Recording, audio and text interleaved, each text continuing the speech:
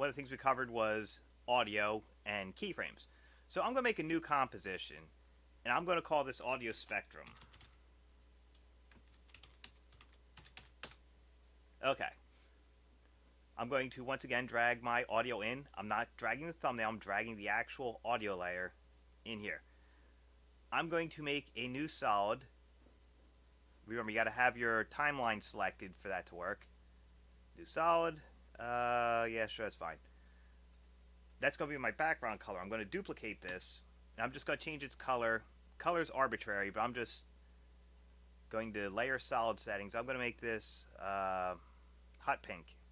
Why not? And I'll call this one audio spectrum. In my effects panel, I type in audio. Come on. There it is, audio spectrum right here. So I've got my layer I want the effect on. I double click, and there we have it. And here's the opening colors. So frequency bands, I'm going to increase those and the height as well. The audio layer, I click on, make it the audio file. Now we're starting to see something different. Of course, you can change your color. I'm just going to keep it hot pink for now. And I'll make the outside color, let's do something ridiculous. So let's just do green. Actually, since Halloween's next week, we'll do orange and green just for the fun of it. There we go.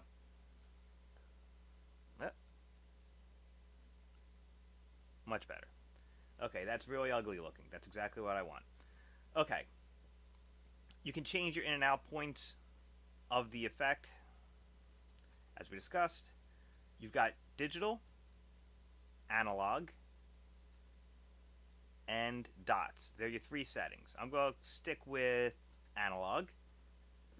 And let's see the frequency. I'm going to decrease the frequency so that you can see the bands a little bit better. I'm going to change the height of it.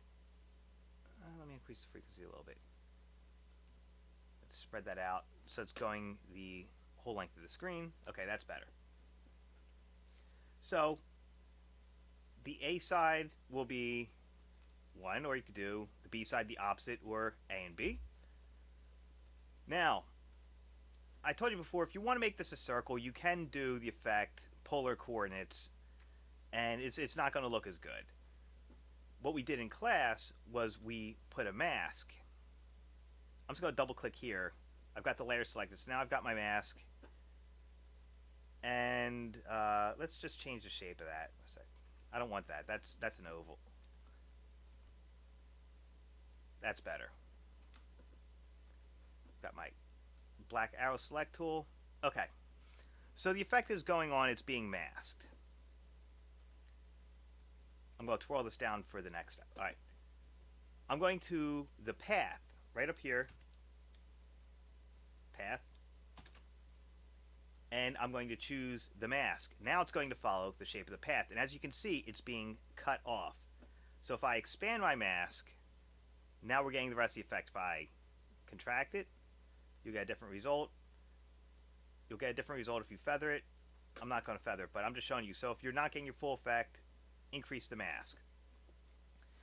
Now, we're going to cover next week morphing and tweening shapes, but we did a little bit of it in class. I'm going to keyframe right here. On this other layer, I'm going to make another mask shape. And I'm going to use the star tool. So this is on a separate layer.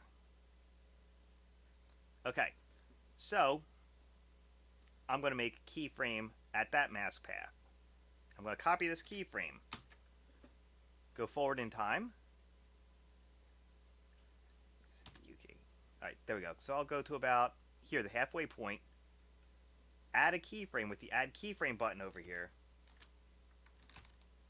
Right there. So you've got previous keyframe, add a keyframe, next keyframe. I'm clicking the add keyframe diamond. So with the keyframe selected, I'm going to paste in the one from down here. I'm going to go to here. I'm going to copy this first circle keyframe, add a keyframe, with this one selected, I'm going to paste the information from the other layer. I can now select this mask, hit backspace to delete it, and we are tweening the shape of the mask while the effect plays. And as I said before in class, you can get as creative with this as you like by creating multiple layers and duplicating the effects. So if I duplicated this layer, so I have this just on the A side, and I'm going to make this, let's see, let's go red, change the outside color, we'll make it, let's do, nah, we'll stick with red. Red for both because one's inside, one's outside. So now you see your inside color is the green, the outside color is that, and I'm going to change this to dots, and I'm going to increase their frequency so you see them more, and I'll change their thickness, which is another thing you can change. You can even keyframe it over time. I'm going to set this to 0. I don't want a softness on the other one as well, so I'm going to set that to 0, and I'll make this a little thicker as well. So right there, I duplicated the effect, and I'm getting different results using the same layer. I'll duplicate this one more time, and I will do A and B, and I'll set this to digital, so I've got all three of them going on, and I'll change the thickness of this to there, and I will make this color something different so that you can see it. I'll do green. No, I did green for the other one, so I'll do dark blue, and I'll change the outside of it to, say, bright blue. So I'm going to change the maximum height. No, we'll set it to about there. That's fine. The frequency, we'll crank that up a little bit. So now I've got all three effects going on with different color and different setup to them. And I am morphing, well, tweening the mask over time, still using the effects. So you can get as creative with this as you want. You could use letters as a mask. Real quick to get a letter out of a mask, so I'll just do my initial, M. There we go. And I'll crank this up. I right click on the layer, create mask. In class we've been doing shapes, but you can also make a mask out of a layer. Just watch if it has multiple masks, like an A with the inside of it. So I'm going to get that keyframe information. Mask path, I'm going to copy that, delete this layer. I'm going to go to here, and just on the digital, I will make extra keyframes right here, and I'll paste in the M, and right there I will make another keyframe and paste in, come on, keyframe, here we go, and paste the M there as well. So just the digital layer is now getting that M.